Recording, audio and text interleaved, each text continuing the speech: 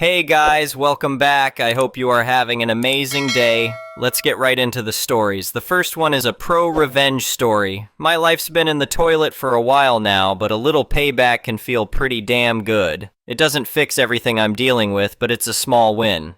With the pandemic still lingering in 2023, I was working odd jobs to keep afloat, mainly at Target and Home Depot. As things started to improve, more opportunities popped up. I interviewed for a warehouse manager position at a place I'll call Nutcase Inc. to keep identities under wraps. They offered me the job right away, but the pay was laughable for a manager. Still, it beat Target. They put me on hourly and gave me a 50-hour week to meet my minimum income needs. The pay was kind of insulting, considering all the skills the owners wanted: welding, plumbing, electrical work, and carpentry on top of managing.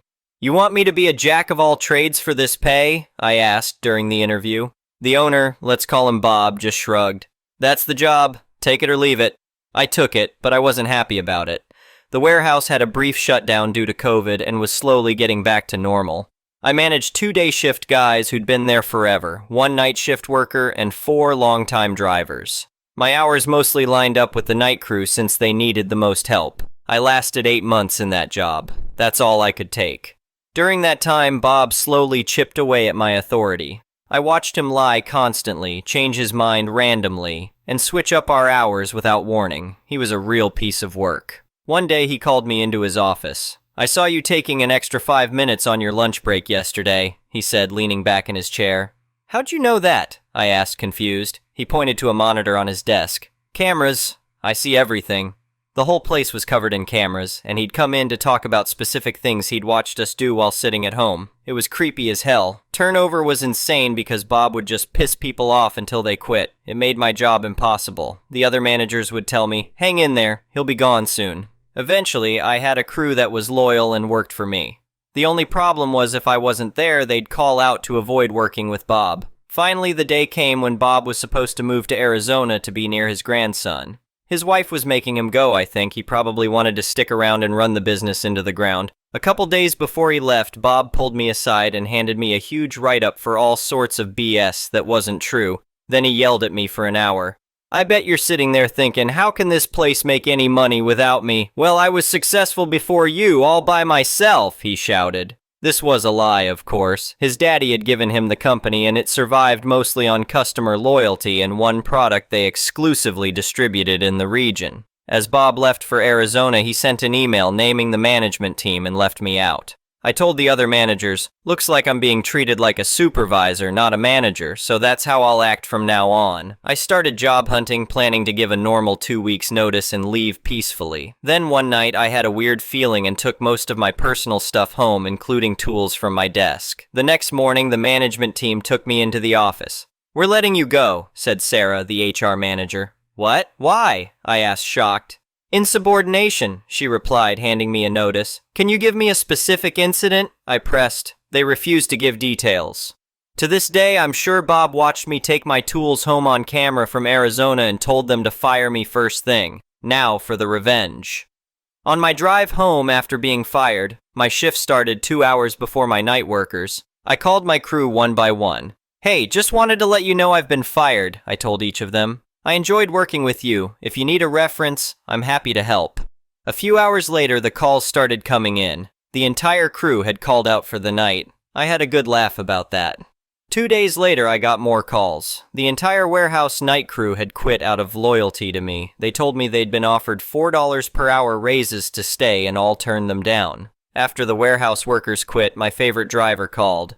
"Hey, just so you know, none of us have certifications for driving the trucks with air brakes," he said. "Might want to let the DOT know about that." From what I heard later, Bob had to come back from Arizona, much to his wife's annoyance, to take over again. The only people they could get for the night shift were a guy they'd previously fired for getting naked in the warehouse while high on LSD, and another dude they'd canned for making too many mistakes. "You're rehiring Steve, the naked LSD guy?" I overheard one of the day shift workers say when I stopped by to pick up my last check. "We don't have a choice," the manager replied, looking defeated. Deliveries were cut back for a while because they could only use the van instead of the 30 box trucks while the drivers got certified. Oh, and rumor has it, they got slapped with a hefty fine. It's not much, but sometimes a little karma goes a long way. The next one is an entitled people's story. Our family farm has been passed down for generations, sitting on the outskirts of a small Midwestern town. My great-grandparents bought this land over 60 years ago, and we've been working it ever since. It's not a huge operation, but it's honest work that's kept food on our table and allowed us to be part of this community for decades.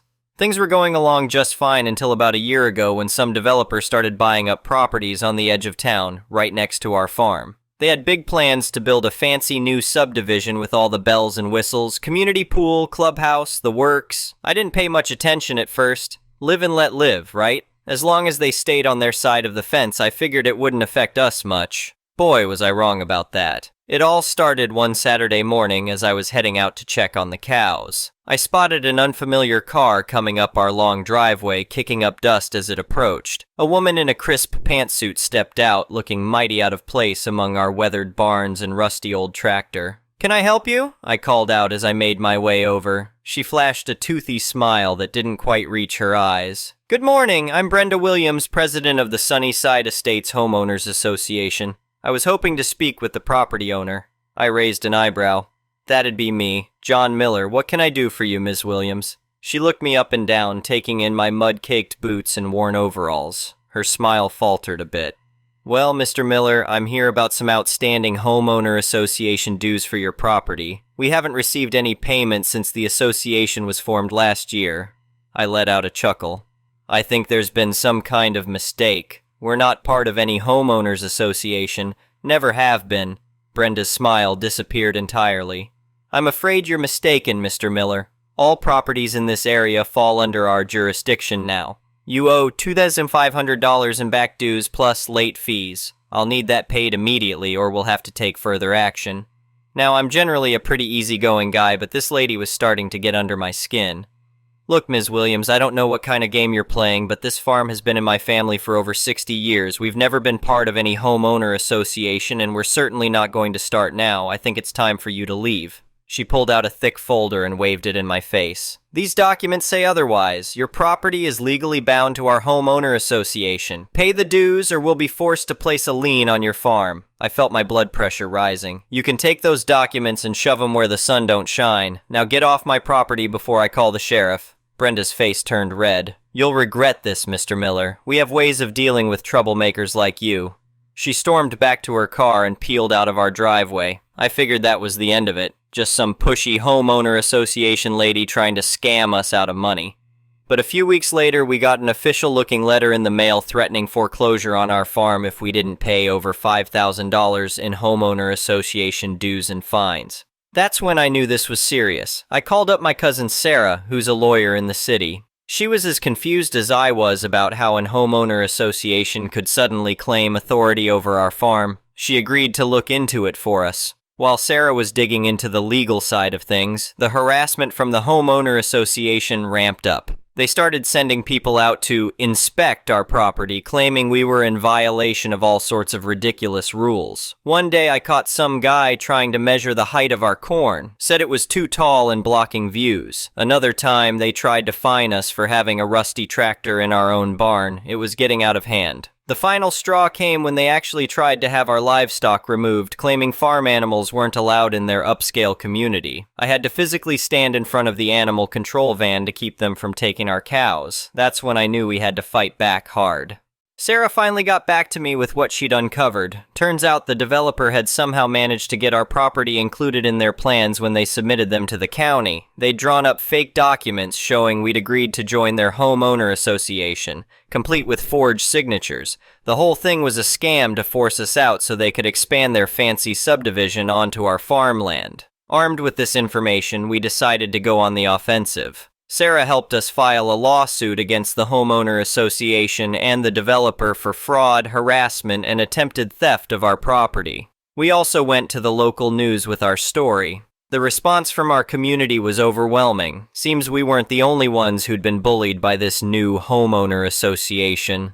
Other longtime residents came forward with similar stories of harassment and fraudulent claims. The local paper ran a big expose on the corrupt practices of Sunnyside Estates. Things moved pretty quickly after that. The county launched an investigation into the developer and the homeowner association. They uncovered a whole web of lies and illegal activities. Turns out Brenda, our lovely homeowner association president, was actually the developer's sister-in-law. The two of them had cooked up this scheme to force out existing residents and snap up their land on the cheap. The lawsuit dragged on for months, but in the end, justice prevailed. The judge ruled in our favor, declaring all of the homeowner association's claims on our property null and void. The developer and Brenda were hit with massive fines and are now facing criminal charges for fraud. As for our farm, it's still standing strong. The cows are grazing peacefully, the corn's growing tall, no matter what the homeowner association thinks about the view. And that rusty old tractor is right where it belongs. We even put up a new sign at the end of our driveway. Miller Family Farm, homeowner association free, since 1960. This whole ordeal taught me the importance of standing your ground and fighting for what's right. It would have been easy to give in to their pressure and bullying tactics. But this land means too much to our family to let it go without a fight. I'm just grateful for the support of our community and the hard work of folks like my cousin Sarah. It goes to show that when people come together to stand up against injustice, even the little guy can win sometimes. Now, if you'll excuse me, I've got some cows to tend to, and you can bet I'll be keeping a close eye out for any more fancy cars coming up our driveway. The next one is a petty revenge story. When I studying in the city, I had moved in with my brother. The deal was I could stay until their second child came. Well, second pregnancy happened fast for my brother and sister-in-law, and I looked for a new little room or dwelling. I found a place, a backyard sleep out, through Facebook. It seemed completely comfortable and affordable, and the accommodation was found on a page for similar interests. I did not go and inspect the sleep out or meet the owners. I moved in and seemed all okay, but I realized that in the house, where I would share bathroom, kitchen, and laundry, was a messy hoarder-like situation. It was a couple, one child and one baby. I decided to just be chill about it. They had a newborn. First week in, and I find there's not really any way of turning the shower temperature down from boiling hot. I mean, it was dangerously hot. Next thing I know, they decided to re-caulk the bathroom, and I'm not allowed to shower in there for a week. Fortunately, I found there was a shower somewhat hidden in my place of study. Further into my stay, I found that their child would not leave me alone, and their mother would make remarks about me needing to tell her child to leave me alone. She was constantly sat by the TV with her newborn. I ignored her and tried spending less time around the house and locked up the sleep out or locked the kid out. She was adorable, but not my kid. The kid also had a serious medical condition, so needed a bit more mom attention that she just didn't get. Then there was laundry and kitchen. The washing machine was in the kitchen. The kitchen was loaded with dirty dishes and leftover food on every surface. There was nowhere to prepare food and cook. This was beyond not keeping up as a newborn parent. This was absolutely disgusting. I would try to do my laundry and it somehow caused irritation to the mom who suggested she just do my laundry. I always refused. I tried once to go through and get the dishes washed for her as a nice friendly gesture and because I was desperate. The mother confronted me angrily and said, "I'm going to ask you to not ever do my dishes." It got so bad I began eating things like popcorn and snack bars for dinner, and I used a bucket for pee with hand sanitizer wipes. I fertilized the tree in the back with my pee bucket early in morning or late at night. Passive-aggressive weirdness. The mother may have been depressed. She started acting very passive-aggressive towards me. The winter caused the area around the sleep out to be muddy, and so she bought some rubber outdoor tiles and placed them down, but she didn't talk while doing it, and gave me an angry stare. It was getting awkward. The power to the sleep out clearly wasn't done to code. Sometimes I'd plug in one too many small appliances and it would trip the main power in the house. The couple told me I could go in and flip the switch on the power board if it happened. It started happening constantly, so much so it broke my iMac before I could get surge protectors. I went into the house one day to flip the switch and mother confronts me. "If you keep doing this, we've got a problem." Me. "Yes, I know you've got a problem here. Perhaps there's something to fix it." Her. "No, we've got a problem." Me. "I know you have a problem." After this, I found a room in a hostel. It wasn't great either, but I got so much more peace to carry on my studying. The people there were actually nice. I left without saying anything and left my key in the door. The petty revenge. I had taken photos of the inside filth in the kitchen. The mother advertised the sleep out on the same group I found it, and so anytime I saw people reply to her post, I would write them immediately, tell them my story, and back it up with the photos. She ended up trying to change her Facebook name, etc., but I kept it up for a year. I just didn't want anyone else to go through that. The next one is a malicious compliance story. First time posting here, so apologies for any mistakes. This story dates back to about 9 years ago when I, 31M at the time this took place, worked as a lead IT technician for a very large multinational company. It's a bit long, so sorry about that. The company had a range of different laptops available for employees to choose from that were classified by their size and weight, this is important later, including standard laptops, i.e. a typical laptop with a 14 screen, as well as lightweight laptops, smaller, thinner, and with a 12.5 screen, handy if you're a frequent traveler. Most of these laptops were pretty boring, gray business devices, nothing special to look at. Anyway, one day the computer manufacturer introduced a new lightweight laptop model that was silver in color and far more sleek and good-looking than the previous gray model. We'd deployed a few of these around the building and soon got a visit from a lady who'd seen one of her colleagues with a shiny new silver laptop and had developed a severe case of shiny device envy. I'll call her Shiny Employee SE for the purpose of this story. SE. How do I go about getting one of those smaller laptops? Me. Your current standard laptop isn't due to be replaced yet, but you can request a change to a lightweight laptop on the IT website. Your manager will need to approve it, however. Now, to be honest, I wasn't a particular fan of people who waste the company's money simply by wanting the latest shiny gadget, especially because it creates additional work for my team and involves replacing equipment that is still perfectly functional and within warranty, but I behaved in a professional manner and simply towed the company line. SE walked away, and the next day, an approved request came through for a lightweight laptop. Fair enough. What she didn't know was that company policy dictated that we only provided a brand new laptop if we didn't have usable second-hand laptops in stock, i.e. those handed back to IT from people who'd left the company. Being the good IT tech that I am, I scoured our return shelf, and sure enough there was a used lightweight laptop in stock. Unfortunately for this lady, it was last year's gray model. But rules are rules, so I asked one of my team to prep it for her. She's then told that it's ready and comes along to pick it up. She takes one look at it and promptly throws a tantrum. SE. This isn't the one I wanted. I wanted the silver one. Me. Sorry, company policy is that we can only order a new laptop if we don't have usable second-hand ones in stock. SE. But this is not the one I ordered. Me. Yes, it is. You ordered a lightweight laptop and this is exactly what we've set up for you. I turn the laptop over and show her the company sticker, confirming it to be the same classification of lightweight laptop as her request, and show her that it is physically smaller and lighter than her existing laptop. SE. No, I wanted a new silver one. This is unacceptable. I'm going to complain to your boss. She stormed off in a huff, and I could soon hear her complaining inside my boss's office. Unfortunately, although my boss knew I was just following process, he couldn't handle all of the repeated moaning and soon folded and asked me to order a new device for her. I wasn't at all pleased at being overruled when I was simply applying company policy, particularly when it's just a waste of money for an SE that wants the latest silver gadget, so cue malicious compliance time. I could have just scoured our shelf of brand new laptops and dug out a new one for her. We installed dozens of laptops a week. It was a big company, so we always had plenty of new ones in stock. But I was told to order a new one, so that's the process I'd follow. Me. Okay, we can order a brand new silver one for you, but you'll need to raise another request ticket so we can order the laptop from it.